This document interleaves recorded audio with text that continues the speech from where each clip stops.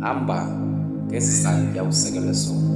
Sukuleqa iinqwelo ezikugqitha endleleni, nazo zihamba ngesantya ezisekelwe sona.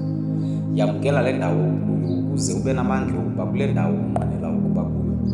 Elona qina lidala iqaqambo xa uthe wazimanya nalo liqina lokhuphiswano. Ungabuphili ubomi ngathi ingxoxo mpikiswano okanye ukhuphiswano. Ndithi hamba ngesisantya usekelwe sona.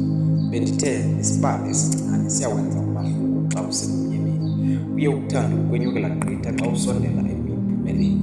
Kuye kube mnyama kakhulu xa usondela ekukhanyeni. Izenzo zakho mazingakukhokheli kwindlela eyophinda ikwenze ugcwale emswaneni, uzukhumbule nesikhulu sibuya nomkhwezeli. Hamba ngala mandla unawo, nawo asingisele ekukhanyeni. Naloo nto incinci iphuhlise, hleze ngengomso ibeke into esiwa phantsi kwebhulu etafileni. Nelo shishini liquqa libuyelela engqondweni, liphumelise ngezenzo hayi ngokubalisa ekuhlaleni. Hleze likwenze intlekise esizweni, kodwa xa ulazi apho liyokubeka khona ngengomso, qhubeka uziyeke iintetho zomuntu, ngoba alitshoni lingenandaba.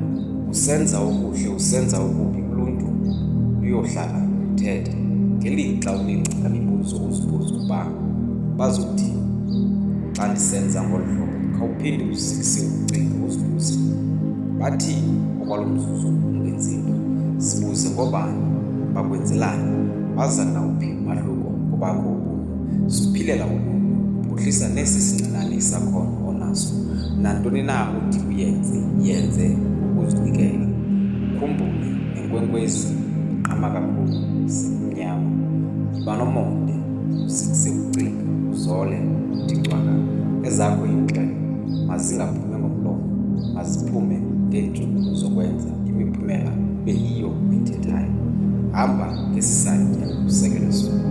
Awulazi sokuba liquluthini. Hamba ngala mandla nawo, hleze ngengomso akubeke kule ndawo unqwenela ukuba kuyo ekufaneleyo, hayi le unqwenela ukuba kuyo kuba ubona ubani ekuyo.